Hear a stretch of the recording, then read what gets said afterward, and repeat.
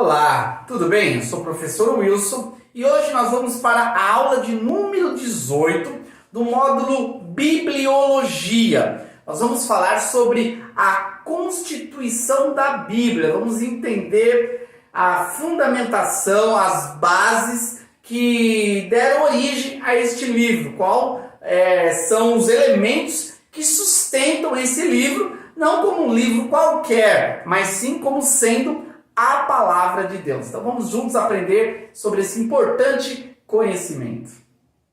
Bom, primeiramente, o que diferencia a Bíblia de qualquer outro livro existente é que ela tem uma origem dupla. Na realidade, ela tem duas origens. Ela vai ter uma origem primária, que é a origem principal, é a primeira origem que é divina. Primeiro ela surge de Deus, ela surge sim, da mente do Criador. Porém, nós vamos ter uma segunda fonte, que é a fonte secundária, que seria uma fonte que parte da fonte primária para a fonte secundária. Nesse caso, a fonte secundária seria a fonte humana. Então, esses dois elementos, essas duas fontes, elas são importantes para nós entendermos a constituição da Bíblia.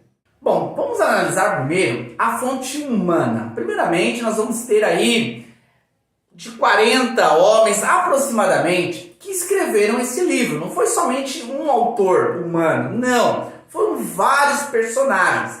Alguns livros nós vamos encontrar uma autoria. O próprio autor do livro escreve ali a sua obra. Entretanto, nós vamos encontrar também em alguns livros essa dificuldade de encontrar a autoria. Sabe-se que, claro, que foi um homem, mas não sabemos quem foi esse autor. Por isso que nós não temos com precisão o número certo. O que nós sabemos é que esses homens foram homens de diferentes épocas e de diferentes formações. Nós vamos ter aqui autores que foram rei, médico, pescador, pessoa simples, músico. Então nós vamos ter também uma diversidade de gêneros. Cada um escrevia com um estilo próprio, com um jeito diferente. Então nós vamos ter também essa característica dentro dessa diversidade da fonte primária, que é a fonte humana. Sobre a origem divina, nós vamos ter aqui dois termos que se encontram no próprio livro sagrado. Nós vamos ter aqui o termo theopneumatos, que está relacionado ao sopro divino. Houve um sopro divino, e esse sopro divino traz a ideia de sendo levados. Então, os homens que tiveram esse sopro divino, que receberam esse sopro divino, eles foram levados, eles foram impulsionados, no caso, a escrever aquilo que nós temos como registrado nos livros sagrados. Um texto que faz alusão à influência de Deus, à origem de Deus sobre os textos sagrados, nós encontramos aqui em 2 Timóteo 3,16. Toda a escritura é inspirada. Essa palavra inspirada é uma tradução do original grego. No original grego nós temos a palavra theopneumatos, que é sopro divino por Deus, e útil para ensino, para repreensão, para correção e para instrução na justiça. Então, não é uma parte da escritura, mas toda a escritura, ela recebe esse sopro divino. Nós temos esse outro texto de 2 Pedro 1,21, pois jamais a profecia, nesse caso está relacionado ao texto sagrado, teve origem na vontade humana, mas homens falaram da parte de Deus, conduzidos um termo que foi traduzido desse termo grego, que significa sendo levados, feromenóis, sendo levados, conduzidos, sendo levados pelo Espírito Santo. Então nada foi escrito sem essa orientação do Espírito Santo nos textos sagrados. Claro que entender essa junção tradução de fonte divina com fonte humana, trazendo a realidade desse livro que nós estudamos, que é a Bíblia Sagrada, isso gerou várias teorias, vários pensamentos que ao longo da história fizeram parte da tradição teológica. Entretanto, essas teorias, elas são equivocadas. Todas as teorias, essas teorias que nós vamos falar aqui, elas foram construídas através de um equívoco. Então nós vamos abordar essas teorias, vamos refutá-las e no final vamos trazer qual é o posicionamento correto, certo? Então é importante nós entendermos os conceitos equivocados para eliminarmos o efeito dessas teorias na nossa relação com a Bíblia, para depois nós termos um conceito correto que vai nos levar a um relacionamento correto com a Bíblia Sagrada. Nós temos aqui primeiramente para discutirmos a teoria de conceitos. Essa teoria entende que Deus ele comunicou conceitos, ideias, pensamentos. E os autores, através desses conceitos, eles escreveram segundo o seu entendimento, colocando as suas palavras. Nesse caso, nós vamos ter aqui uma grande problemática se seguirmos essa compreensão. Por isso, nós precisamos entender que se Deus inspirou conceitos e não inspirou as palavras, nós podemos ter aqui palavras que vão expressar um sentido contrário àquilo que é a realidade. Se nós entendermos que só conceitos foram comunicados, como acreditar que esses homens, que são humanos, sujeitos a falhas, conseguiram expressar corretamente esses conceitos, que eles utilizaram as palavras precisas para comunicar esses conceitos? Nós podemos entender que os conceitos estavam corretos na mente deles, porque houve inspiração de Deus para eles. Mas será que eles tiveram a capacidade de escrever pontualmente aquilo que estava na mente deles? Então, se nós seguirmos essa teoria, nós vamos entender que existem equívocos de interpretação na Bíblia. E essa linha é uma linha muito perigosa, portanto, essa teoria deve ser rejeitada.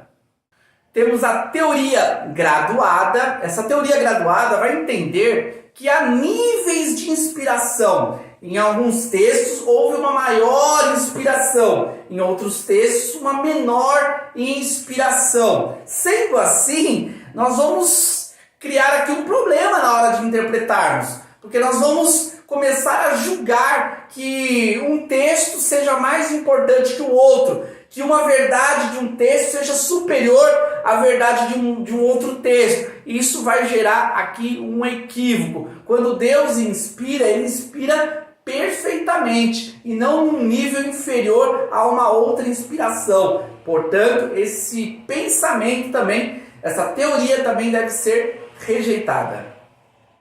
Temos a teoria da inspiração natural. É um perigo nós seguirmos esse pensamento, porque nesse caso nós vamos dar crédito aos homens, como se eles fossem seres sobrenaturais, que eles possuíam poderes para escrever, como se eles tivessem uma capacidade superior aos demais. Nesse caso, o poder não estaria nas palavras, o poder não estaria na mensagem, no texto, mas sim nos homens que comunicaram essas verdades. Então, é um equívoco também nós entendermos dessa forma. O poder, a inspiração está na palavra, naquilo que foi registrado e não no homem. O homem foi apenas um instrumento para esse processo.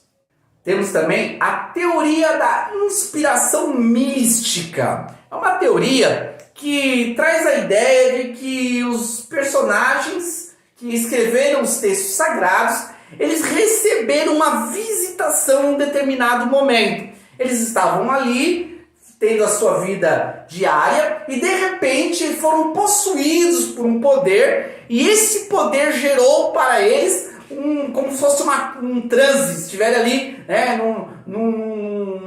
num êxtase, e ali eles começaram a escrever. Então esse pensamento também é equivocado. Na realidade, eles eram homens comuns que estavam tendo a necessidade de comunicar através de escritos, e ao fazerem isso, Deus se utilizou do sopro divino, os inspirando para escrever. Então, não houve nenhuma manifestação mística, mágica, sobrenatural, mas sim uma ação de Deus sobre esses homens. E temos aqui uma última teoria, e uma das teorias mais perigosas para nós realmente repudiarmos, que é a teoria da inspiração parcial. O pensamento de alguns teólogos, principalmente esses mais contemporâneos, é que algumas coisas que estão na Bíblia não correspondem à realidade do século 21, não corresponde àquilo que a ciência tem nos ensinado, tem nos apresentado.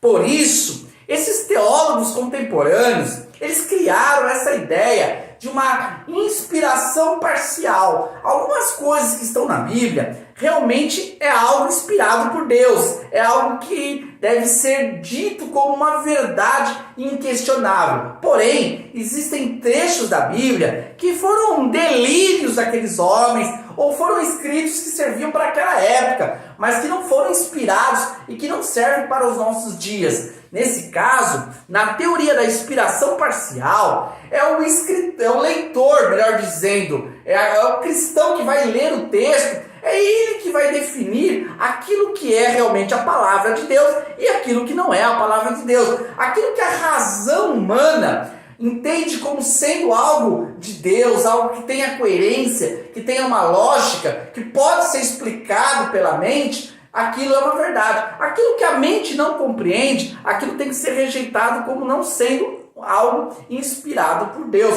Então, essa teoria é uma teoria abominável. Ela faz com que o homem se torne Deus. É o homem que vai determinar a palavra de Deus. É o homem que vai agora controlar aquilo que pode ser sim a palavra de Deus e aquilo que não pode ser a palavra de Deus. Como uma mente corrompida pelo pecado, como é a mente humana, uma mente que foi distorcida, uma mente que não consegue entender as coisas em unanimidade. A gente vê em qualquer campo do saber, sempre vai haver divergências, pensamentos contrários, porque a mente humana ela é falha, ela é sujeita a equívocos. Então, como confiar a palavra de Deus a mentes que são sujeitas a erros? Portanto, essa concepção, a teoria parcial está totalmente equivocada e deve ser repudiada por todos aqueles cristãos que verdadeiramente amam a palavra de Deus.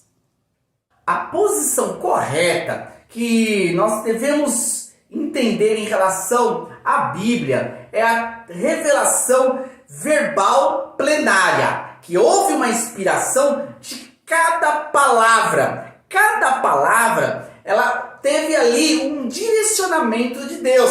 Deus respeitou, sim, o estilo literário do autor. Ele não foi um robô ali na hora de escrever. Deus respeitou até as debilidades do autor ao escrever. Porém, ele não deixou que nenhuma palavra que fosse escrita não fosse inspirada por Deus. Toda escritura, toda palavra foi inspirada por Deus. Portanto, cada vírgula deve ser confiável do livro sagrado. Nós estamos falando aqui das traduções. Claro, as traduções foi uma construção posterior que os homens fizeram para facilitar a leitura em outras culturas, em outras línguas. Nós temos também, na inspiração verbal plenária, o conceito de plenária está dizendo de pleno. Isso mostra que é totalmente contrário à ideia parcial. Toda a Bíblia foi inspirada por Deus. Desde o primeiro livro, o livro de Gênesis, até o último livro que nós temos na coleção da Bíblia, que é o livro de Apocalipse. Toda a Bíblia ela foi inspirada por Deus. Portanto, confiável.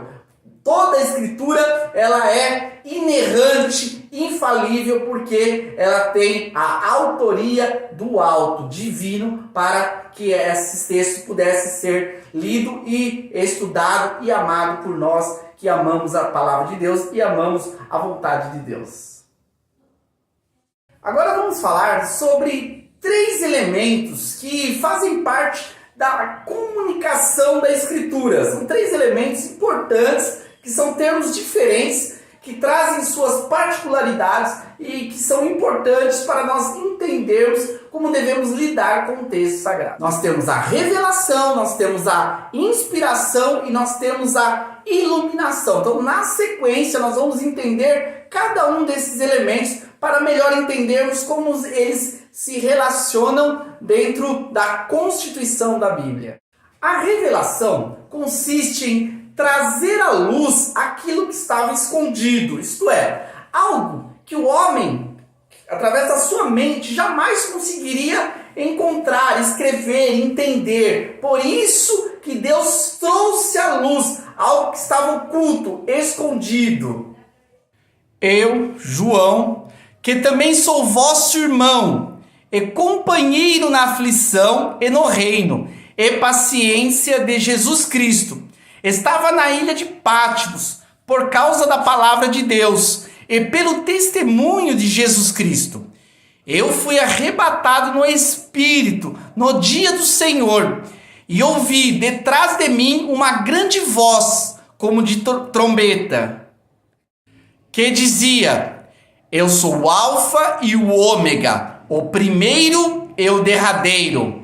E o que vês, escreve num livro, envia às 7 igrejas que estão na Ásia, a Éfeso, a Esmirna e a Pérgamo, e a Tiatira, e a Sardes, a Filadélfia e a Laodiceia. Apocalipse, capítulo 1, versículo 9 ao 11. Nesse trecho de Apocalipse que nós lemos, percebe-se que foi ali uma revelação. João estava na ilha de Patmos e de repente ele recebe ali uma revelação e ele começa a escrever. Portanto, o texto, não todo de Apocalipse, mas parte de Apocalipse, ele vem desse conceito, dessa constituição, desse elemento importante que é a revelação. Não somente o texto de Apocalipse, mas vamos encontrar ao longo da Bíblia Sagrada vários trechos que os autores escreveram porque receberam uma visão, ouviram uma voz, receberam uma instrução de algo que eles não sabiam ou que eles não descobririam pela razão humana. Além da revelação, nós temos também a inspiração, que é essa capacidade que Deus dá para que o ser humano pudesse escrever o texto, que o texto tivesse realmente uma perfeição na sua comunicação.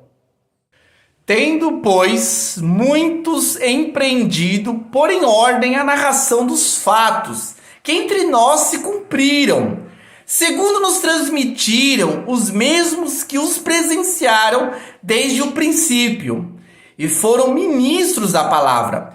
Pareceu-me também a mim conveniente descrevê-los a ti, ó excelente Teófilo, por sua ordem, havendo-me já informado minuciosamente de tudo desde o princípio. Lucas, capítulo 1, versículo 1 ao 3. Nesse texto de Lucas, diferente do texto de Apocalipse, que houve ali uma revelação de Deus sobre o autor, o texto de Lucas deixa claro que houve ali uma pesquisa, ali houve uma observação detalhada sobre fatos que haviam sido comunicados por pessoas. Nesse caso, não houve uma revelação, mas sim uma inspiração. Deus inspirou nas pesquisas também. Deus inspirou capacitando homens a escrever a história, os acontecimentos, os fatos. Assim como na revelação também há uma inspiração nos textos que registram de acontecimentos que os homens viveram, que os homens presenciaram, mas tiveram uma inspiração divina para que os fatos históricos fossem registrados de forma perfeita. Bom, se nós temos na revelação e na inspiração a credibilidade em entender que o texto sagrado ele é perfeito, ele é infalível, nós precisamos também compreender essa verdade de forma clara, de forma correta. Para isso, há um outro elemento importante que é a iluminação. Deus, ele ilumina o ser humano para entender com profundidade o significado da mensagem. Claro que pelo uso da razão, pelo estudo, o ser humano vai entender muitas coisas da Bíblia, compreender muitas verdades, vai aprofundar o seu entendimento. Entretanto, para que realmente o conhecimento essencial dessa verdade, aquilo que realmente vai transformar, que vai alimentar a alma, ele precisa receber uma iluminação, que seria uma capacitação dada por Deus para que possamos compreender uma verdade aplicável na nossa vida. Oro também para que os olhos do coração de vocês sejam iluminados, a fim de que vocês conheçam a esperança para a qual ele os chamou, as riquezas da gloriosa herança dele nos santos. Efésios, capítulo 1, versículo 18. Nesse texto fica claro a oração de Paulo. Não foi uma oração tola ou uma oração qualquer, não. Foi uma oração direcionada pelo Espírito para que os olhos do coração dos santos fossem iluminados, recebesse essa graça para entender a esperança do Evangelho. Portanto, a palavra de Deus é algo tão precioso que nós, além de termos a credibilidade que esse livro é confiável, nós carecemos da graça de Deus para termos as nossas mentes iluminadas para conhecer a riqueza dos tesouros compartilhados pelo Senhor. É isso aí. Na próxima videoaula nós vamos falar sobre a canonização. Como que os livros sagrados podem ser confiáveis? Como que eles passaram pelo crivo do cânon? O que significa o cânon? Então na próxima aula nós vamos tratar desse importante conhecimento. Obrigado!